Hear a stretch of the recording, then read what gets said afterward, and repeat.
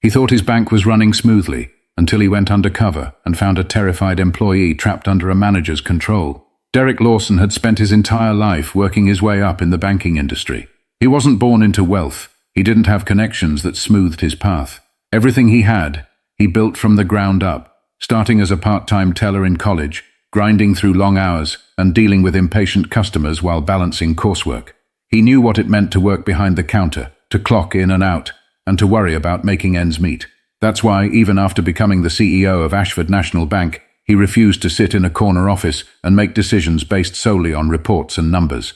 A spreadsheet didn't tell you what was really happening in your branches. The real story lived in the break rooms, in the quiet conversations between employees, in the exhausted sighs at the end of a long shift. So every few months, Derrick went undercover. No suit, no title, no corporate entourage, just a man walking into his own banks as a regular customer.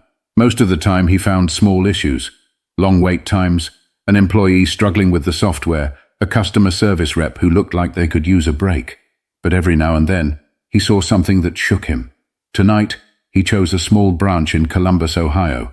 It wasn't struggling, according to the reports. Profits were steady. Customer satisfaction scores were solid. On paper, it was just another ordinary location. But numbers didn't show you everything. Derrick walked in wearing a navy blue button-down, sleeves rolled up, and a pair of jeans. He looked like any other customer stopping by after work. The bank had that early evening quiet, just a handful of customers finishing up transactions before heading home. The lighting was a little too fluorescent, the air conditioning a little too cold. Behind the counter, tellers handled deposits and withdrawals with the efficiency of people who had done it 1,000 times before. A middle-aged man in front of him fumbled with his debit card, trying to explain something to the teller. The young woman behind the counter smiled politely, but there was tension behind her eyes. Derrick glanced around. A manager in a stiff grey suit hovered near the back, watching the interactions closely. Something about his posture was off, not just observant, controlling. But Derrick didn't have time to analyze further, because that's when he heard it. A soft, muffled sound coming from the hallway to the left. He barely noticed it at first. But when the customer in front of him finally moved along, the sound became clearer. Someone was crying. Not loud, not dramatic. A quiet, stifled sob. The kind you let out when you're trying not to break. Derrick turned slightly, following the sound with his eyes. The break room door was slightly ajar, and inside he caught a glimpse of a young woman. Her head bowed, fingers gripping the edge of the table like she was trying to keep herself together. Another employee stood beside her, speaking in hushed tones. Derrick didn't know her, but the look on her face hit him like a punch to the gut. Something was very wrong.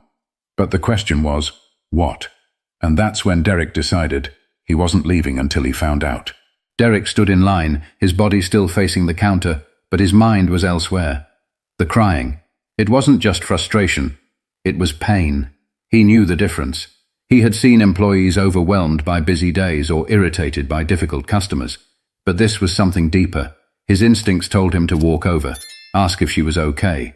But he wasn't Derrick Lawson, CEO, in this moment. He was just another customer, a stranger. Instead, he listened. The other employee, a young man, maybe mid-20s, kept his voice low, trying to console her. Derrick caught fragments. Jasmine, you can't let him. He doesn't own you. Jasmine, that was her name. Her response was nearly a whisper. But Derrick picked up the defeat in her tone. What choice do I have? She said. He's already made it clear. If I don't do what he says, I'm gone. Derrick's jaw tightened. His first thought, a customer issue. Maybe someone had harassed her. Banks saw their fair share of entitled customers who thought they could talk down to tellers. But the way she said it, if I don't do what he says, that wasn't about a customer. That was about someone inside the bank. Before he could think further, the teller in front of him called out, "Sir, I can help you over here." Derrick turned and walked up, offering a polite smile. The young man behind the counter, Kenny according to his name tag, looked fresh out of college. "How's your day going?" Derrick asked, keeping his voice light. Kenny hesitated, just for a second. It was barely noticeable, but Derrick caught it. "It's been good," Kenny said, forcing a smile. "How can I help you today?" Derrick pulled a deposit slip from his pocket, something he always carried when doing these undercover visits. Just need to make a deposit. Kenny took the slip and entered the account number into the system, but Derrick could see it. The tension in his shoulders, the way his fingers hovered over the keyboard before typing. He was distracted, on edge. Derrick glanced at the manager near the back of the bank, the one with the stiff posture and the constant surveillance. His gaze flickered toward the break room just for a second. Kenny must have noticed Derrick looking because he suddenly spoke up, lowering his voice. "Do you work in banking?" Derrick raised an eyebrow. "What makes you ask?" Kenny hesitated, then shrugged. "You just seem like you've been in a branch before." Derrick smiled. "Yeah, I used to be a teller, a long time ago." Something in Kenny's face shifted, a mix of relief and hesitation, like he wanted to say something, but wasn't sure if he should. Derrick gave him a moment, but Kenny glanced over his shoulder again, toward the manager, and just like that, the opportunity was gone. Kenny slid the receipt across the counter. "Here you go, sir. Anything else I can help with?" Derrick took the receipt, but he wasn't done here. "No, I'm good," he said, pocketing it. Then lowering his voice, he added, "But take care of yourself, Kenny." Kenny stiffened, just for a second, but Derrick saw it. He stepped away from the counter, heading toward the exit, but he had no intention of leaving. Instead, he stopped near the loan officer's desk and pretended to check his phone. From here, he had a perfect view of the break room. Jasmine had wiped her face and was sitting up straight now, but her hands still trembled in her lap. The young man beside her was speaking urgently, shaking his head, but she wasn't meeting his eyes. And then, Derrick saw it. The manager, Mr. Stiff Posture, walking toward them. His steps were slow, calculated, like a predator approaching prey. And as soon as Jasmine saw him, her entire body tensed. She hurriedly grabbed her phone, stuffing it into her pocket, and stood up like she had been caught doing something wrong. The manager said something Derrick couldn't hear, but whatever it was, Jasmine gave the smallest, almost imperceptible nod. Then she walked past him, head down, and made her way back to the teller stations. Derrick wasn't sure what he had just witnessed, but one thing was clear. Whatever was happening here, it wasn't good, and he wasn't walking away. Derrick watched as Jasmine returned to her station, her movements stiff and mechanical. She forced a smile at the next customer, but it didn't reach her eyes. She was running on autopilot, just trying to get through the day. And the manager? He stayed near the break room door, arms crossed, watching. Derrick knew this kind of dynamic. He had seen it before. A toxic workplace always had the same signs. Employees who flinched when their supervisor walked by. Conversations that stopped the moment a certain person entered the room. The unspoken tension in the air. Not loud, not obvious, but there if you knew where to look. He had a decision to make. He could leave and handle this from a corporate level, investigating from a distance. That was the safe professional way. Or he could get his answers now. Derrick took a slow breath, adjusting his posture. If he wanted people to open up, he had to come at this the right way. He scanned the room, looking for an opening. Kenny was helping another customer. Jasmine was back at her station, avoiding eye contact with the manager. But the young man who had been in the break room with her, he was standing near the side counter, organizing a stack of deposit slips, his jaw tight. Derrick walked over, keeping his voice casual. "Excuse me, do you have a pen?" The young man looked up, startled. "Oh, yeah, of course." He grabbed one from the cup beside him and handed it over. Derrick took it but didn't walk away. He glanced at the employee's name tag, Miles. "Hey, Miles," Derrick said, lowering his voice. "I couldn't help but notice. Your friend seems upset." Miles's expression didn't change, but his grip on the stack of papers tightened. "She's fine." Derrick tilted his head. "She doesn't look fine." Miles swallowed, eyes darting toward the manager, who was now near the back office, speaking with another employee. Then he exhaled, like he was trying to decide whether to trust Derrick or not. "She's not fine," he admitted, voice barely above a whisper. Derrick leaned in slightly. "Is it a customer issue?" Miles hesitated, and that pause told Derrick everything. "No," Miles muttered. It's her personal business." That was a lie, not because Miles wanted to mislead him, but because he was afraid.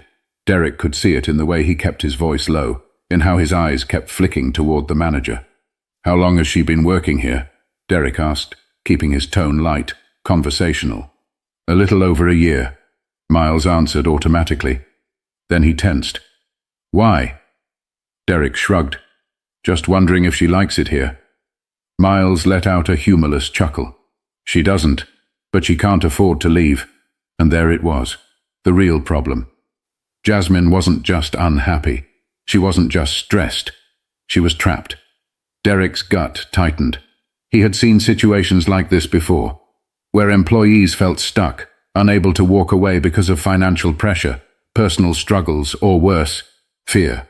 And now he had a feeling this wasn't just about a bad work environment. Something else was going on here. Something bigger. Before he could ask anything else, Miles stiffened. Derrick didn't have to turn around to know why. The manager was walking toward them. The air shifted, thick with something unspoken. Derrick could feel the power dynamic in the room change in real time. "Everything okay over here?" the manager asked, voice smooth but firm. Miles immediately dropped his gaze, busying himself with the papers in front of him. "Yes, sir. Just helping a customer." Derrick turned, finally facing the man up close.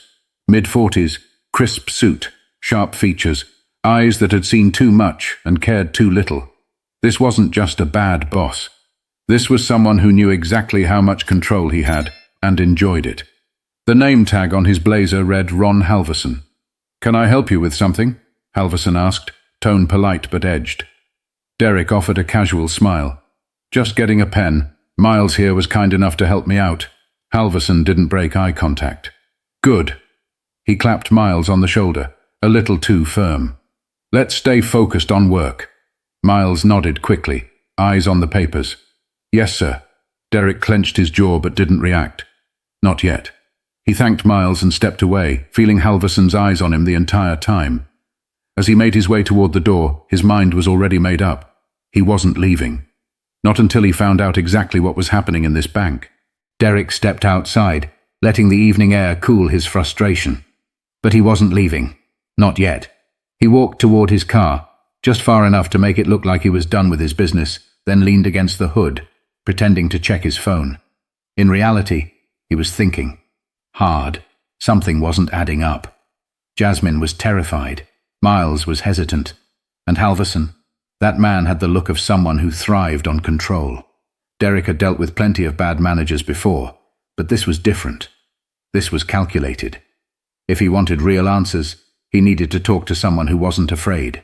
And then, as if the universe was working in his favor, Kenny stepped outside. The young teller from earlier was standing near the side entrance, scrolling through his phone, probably on a break. Derrick made his move. He walked up casually, hands in his pockets. "Long day." Kenny looked up, startled, then relaxed when he recognized him. "Yeah, Fridays are always busy." Derrick nodded. "Mind if I ask you something?" Kenny hesitated but shrugged. "Sure." Derrick kept his voice light. "Your branch manager?" "Halverson. What's he like?" Kenny's expression darkened. It was quick, just a flicker, but Derrick caught it. "He's strict," Kenny said carefully. "Likes things done a certain way." Derrick tilted his head. "That normal for managers?" Kenny exhaled, looking around as if checking for eavesdroppers. Then he lowered his voice. "He's not just strict. He's—" Kenny struggled for the right word. "He pushes people. Hard. Especially Jasmine." Derrick folded his arms. "How so?" Kenny hesitated again, like he was debating whether to say more. Then, in a voice barely above a whisper, he said something that made Derrick's stomach turn. "He makes her stay late. Alone." Derrick's muscles tensed. "She's the only one?" he asked, keeping his voice even, and he nodded. "Yeah, and he's always talking to her like she owes him something. I've seen it, man. The way she tenses up when he calls her into his office." "It's not normal." Derrick's grip tightened around his arm. He had seen this before. A manager who played power games with employees, singling out the vulnerable ones, making them feel like they had no choice but to obey. "She ever say anything about it?" Derrick asked. Kenny shook his head. "No, but she doesn't have to. We all see it." Derrick let out a slow breath. Now, he wasn't just dealing with a toxic boss. He was dealing with a predator, and that changed everything. Thanks for telling me, Kenny, Derrick said, patting him on the shoulder. You're a good guy. Kenny gave a half smile but still looked uneasy. Derrick turned, glancing back at the building. Jasmine was still inside, still under Halverson's control. And now, Derrick knew exactly what he needed to do. Derrick wasn't waiting. Not when he had seen this pattern before. He had climbed his way up through the banking world, and he knew how easy it was for a man in power to twist the system in his favor. The employees under Halverson's control weren't just uncomfortable. They were afraid. And Jasmine? She was at the center of it. Derrick pushed open the glass doors and walked back inside. The bank was quieter now. Fewer customers, fewer witnesses. But Halverson was still there, standing near the teller stations, scanning the room like he owned it. Derrick's footsteps were steady as he crossed the lobby. He didn't stop at the counter. He didn't hesitate. He went straight for Jasmine. She was mid-conversation with a customer, her voice mechanical, her hands steady. But her eyes looked hollow. She saw Derrick approach and tensed slightly, like she expected trouble. "Excuse me," Derrick said, just loud enough for the customer to hear. "I need to speak with you for a moment." Jasmine blinked, confused. I'm with a customer, sir." The older woman in front of her gave Derrick a sharp look. "She's helping me right now. You can wait." But Derrick kept his eyes on Jasmine. "It's important." And she knew. She swallowed, apologized to the customer, and stepped away from the counter. Halverson noticed immediately. Derrick saw him straighten, his eyes narrowing. He didn't like losing control. Jasmine led Derrick a few steps away, fidgeting with the edge of her blazer. What can I help you with, sir?" Derrick took a slow breath. Now was the moment. "I know what's happening," he said, keeping his voice low. "You don't have to say anything. I just need you to know. You're not alone." Jasmine flinched. For a second, just a second, she looked like she might break. But she didn't. She shook her head, smiling tightly. "I don't know what you mean." Derrick wasn't giving up. "Halverson, the late shifts, the way he treats you. I know it's not okay." Jasmine's fingers curled into fists. Fear. That's what this was. And fear meant she thought there were no options left. "I can't," she whispered. "You can," Derrick said firmly. "And you will. Because I promise you he's not untouchable." That's when Halverson walked over. "Is there a problem here?" he asked smoothly, eyes flicking between them. Derrick turned to him, keeping his expression neutral, just having a conversation. Halverson's smile didn't reach his eyes. "Well, Jasmine has a job to do. She doesn't have time for private discussions." Jasmine froze at the word private. Derrick didn't miss it. "Actually," Derrick said, "I think we should have a conversation. Right now." Halverson's smirk faltered. "Excuse me?" Derrick didn't respond. Instead, he reached into his pocket and pulled out his wallet. He flipped it open, revealing his executive ID badge from Ashford National Bank. Jasmine gasped. Miles from across the room stared in shock. Halverson's face went completely blank. "My name is Derrick Lawson," he said, voice steady, "CEO of this bank, and you and I need to talk." The entire room fell silent. Halverson blinked rapidly, his mouth opening, then closing. For the first time, he looked nervous. "Sir, I didn't realize." "No, you didn't," Derrick said, stepping closer. "And that's the problem, isn't it?" Jasmine took a shaky breath, looking between them, as if still processing what was happening. Derrick turned to her, voice gentle. "You're safe now." And this time she believed him. The silence stretched for what felt like forever. Jasmine stood frozen, her breath uneven. Miles, Kenny, and the rest of the employees had stopped what they were doing, eyes flicking between Derrick and Halverson.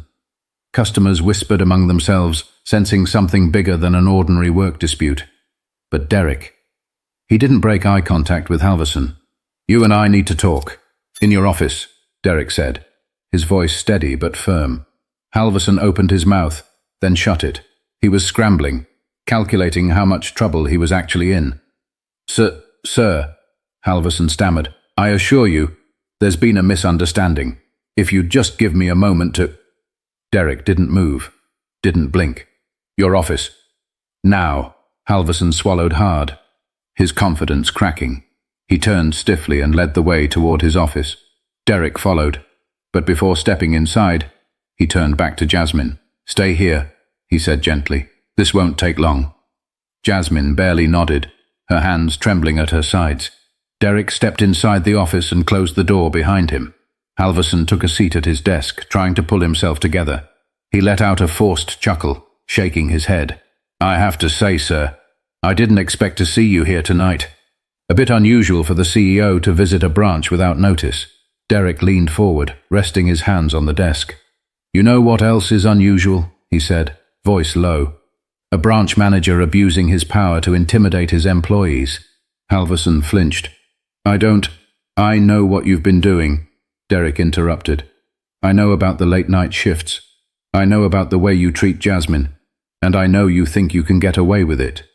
Halverson's face paled. "Sir, I assure you, I have always conducted myself professionally. If there have been any misunderstandings, Save it," Derrick snapped. He wasn't here for excuses. He reached into his pocket and pulled out his phone. With a single tap, he played back the recording. Jasmine's voice, raw and shaken, came through the speaker. "If I don't do what he says, I'm gone." Then Miles's hushed response. "Jasmine, you can't let him. He doesn't own you." The color drained from Halverson's face.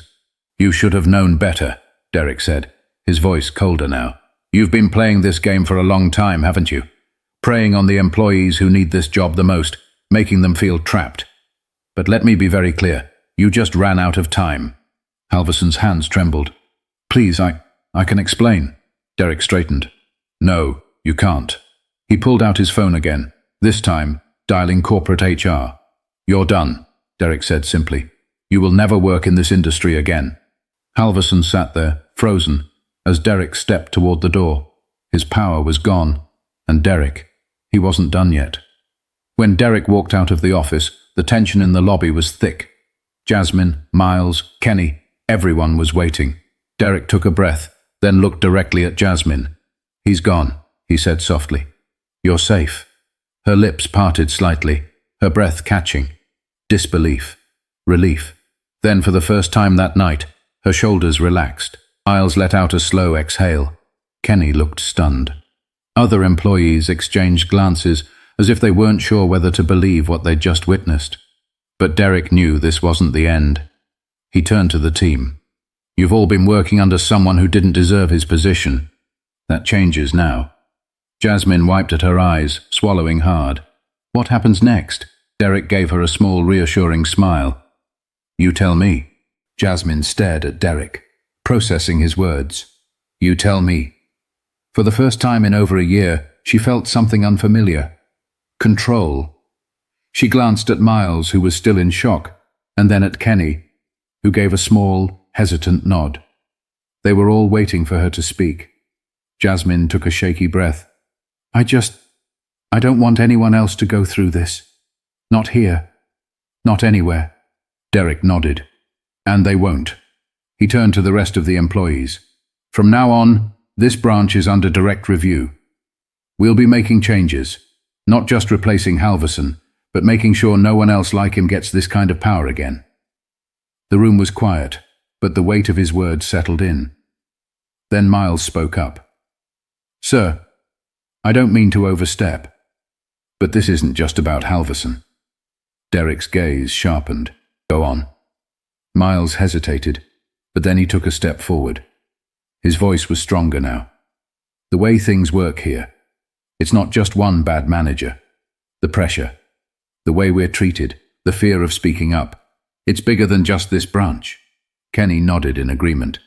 "A lot of us feel like we have no choice but to put up with it, because the second we complain, we're out of a job." Jasmine looked down, guilt flickering across her face. "I wanted to leave so many times," she admitted, "but I couldn't afford to. And I thought, maybe this was normal." Derrick's jaw tightened. This was why he went undercover. Not because of numbers, not because of performance reviews, but because the real problems were the ones hidden beneath the surface. He took a deep breath. This stops today. Everyone watched him, waiting for what came next. I don't just want to fix this branch. I want to fix the system. And I'll need your help to do that. That means transparency.